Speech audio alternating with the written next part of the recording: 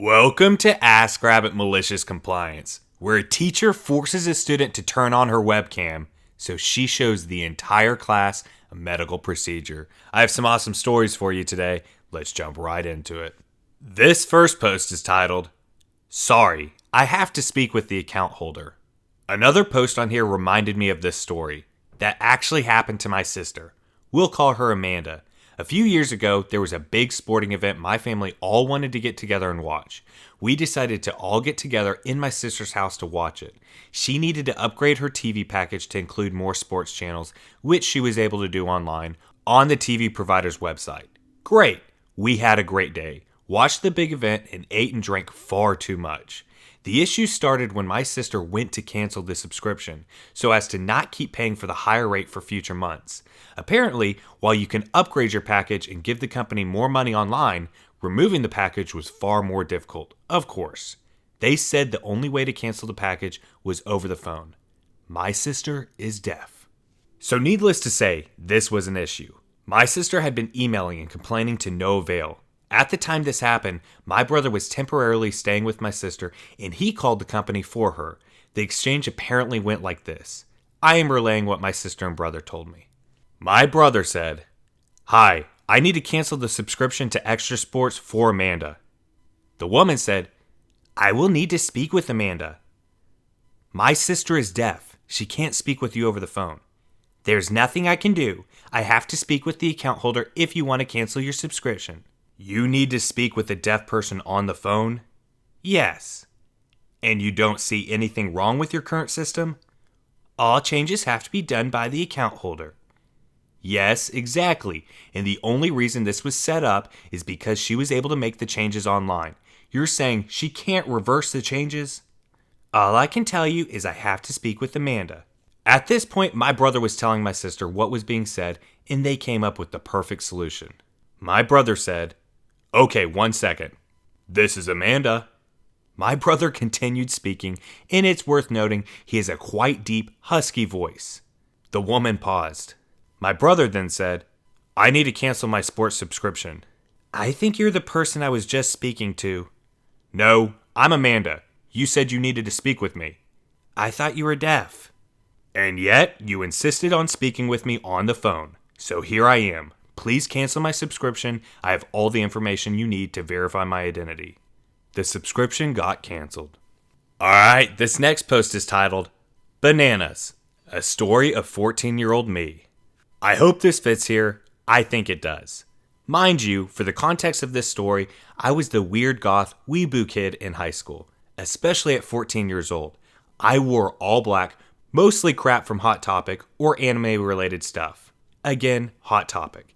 And few kids liked me or found me attractive. I was just convenient, I suppose, to the boys in this story. I'm currently 24. When I was in high school, I decided to take automotive tech. Literally a class in which you learn how to work on cars. Normally a path to a career in the field. A quarter of the classes were presentations from automotive tech schools. I took it to learn how to care for my own car and to learn how to not get screwed by a crappy mechanic, being a woman and all. As one would imagine, my class was mostly boys. I was one of 2 girls in a class of 17 or so. I was 14 years old, and the age range of the class was 14, me the youngest, to 17, high school seniors. I love bananas, like a lot. I had one for lunch every day and often ate in my auto tech class, seeing as that it was my lunch period and I didn't want to walk across campus. Like half a mile, I'm lazy, to the cafeteria if I brought my own lunch. Most of the class did the same if they had food. The teacher let us stay. I think he liked the company and the conversation. He was a super cool dude. Just some mechanic who worked weekends as an actual mechanic and weeks as a high school auto tech teacher. Every lunch, the remaining boys would watch me intently, every day eating my daily banana. I was getting annoyed with this crap. My male teacher would tell the guys to mind their own business almost every day, but they never listened, and he didn't have the same power as most teachers since he only taught an elective class.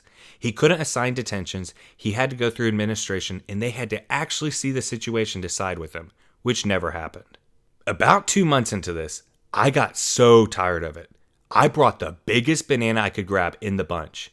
I waited until just before lunch to pull it out so every boy would see it and want to stay and stare.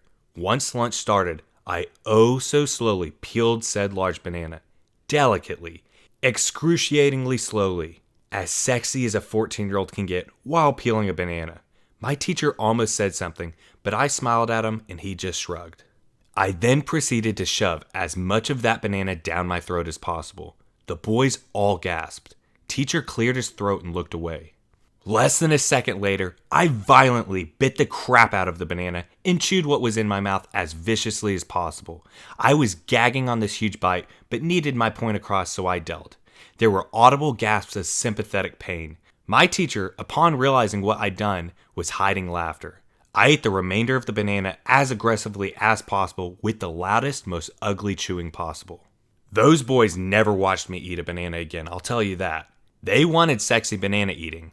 I gave it to them, I suppose.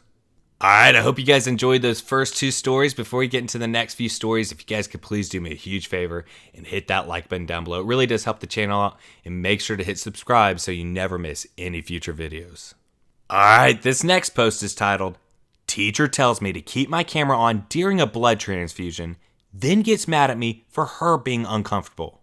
Yesterday, I, a 16-year-old female, emailed my teachers and I told them I'll be in the hospital getting an infusion for a chronic illness that I have and a blood transfusion, and I asked if they would mind if my camera was off for the meetings. All of them said yes, except for my history teacher. She said she needs to know I'm actually in the class. I tried to explain my situation and that I was uncomfortable with the class seeing me in the infusion clinic with my central line. I usually wear sweaters to cover it at home, but it feels weird when I wear a sweater over it during an infusion in all my monitors. She basically said tough and that I need to show up for class. So the class starts and I log on to the meeting, and you can very clearly see the central line in my chest, the IV pole with the unit of blood, and the monitors that go on my chest. I forgot what they're called. My teacher looked visibly uncomfortable the entire time and emailed me after class saying I made her uncomfortable and what I did was completely unprofessional. I reminded her that she said I had to have my camera on the whole time. Alright, this next post is titled, Do Your Job and Nothing Else. You got it. I work for a company that handles security at venues. The venues range from small gatherings to sporting events. I can't go into specifics about what I do, just that my partner and I check everything going in the venue. I really enjoy my interaction with the public and take pride in knowing my locations and directions to get places within and around them.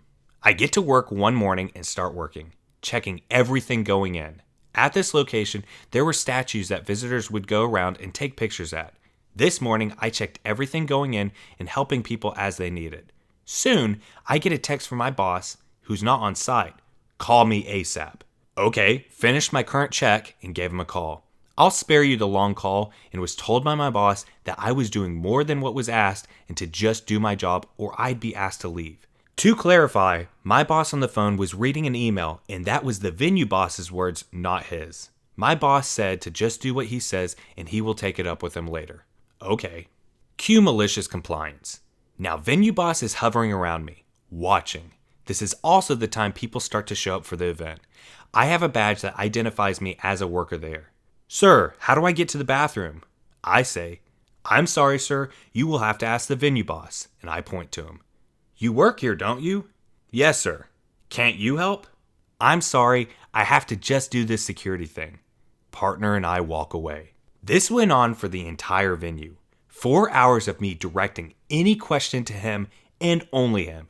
So much so that another venue assistant boss came over, laughing. He knew exactly what I was doing and apologized to me on his behalf. Couldn't do it himself, he was busy. I kept it up the next 2 work days.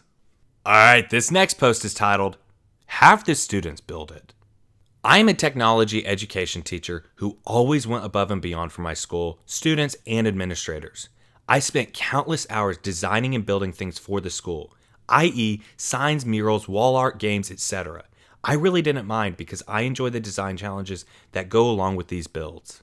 That was until I received a pink slip. For those of you who are not aware, a pink slip basically means that I may be losing my job the following school year.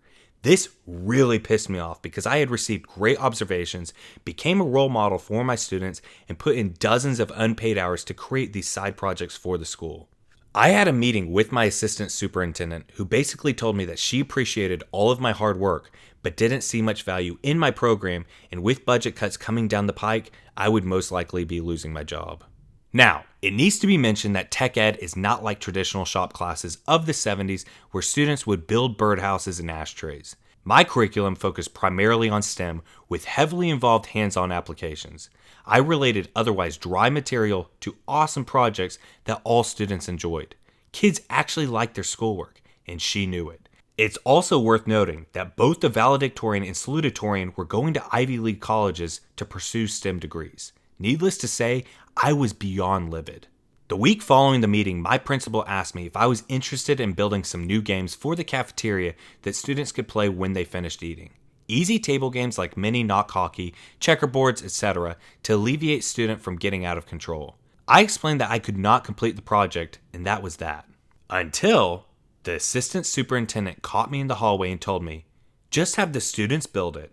So that's exactly what I did. I tasked my laziest and most unqualified students for a special project, the result of which was glorious.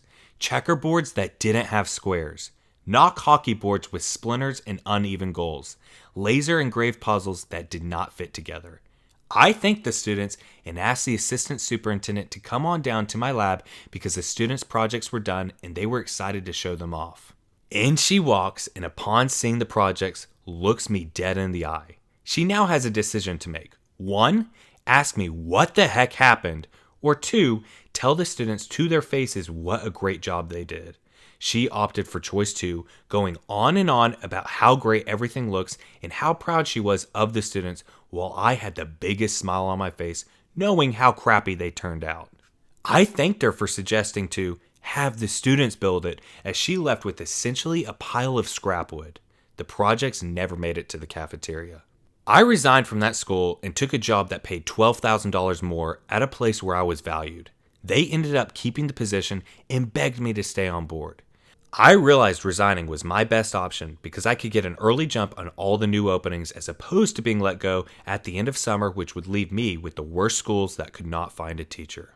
Alright, that wraps up our malicious compliance video today. I hope you guys enjoyed those stories. If you did, definitely drop a comment down below for me. It really does help the video out. And hit that subscribe button so you never miss any future videos. I hope you all have a great rest of your day. I'll see you guys next time.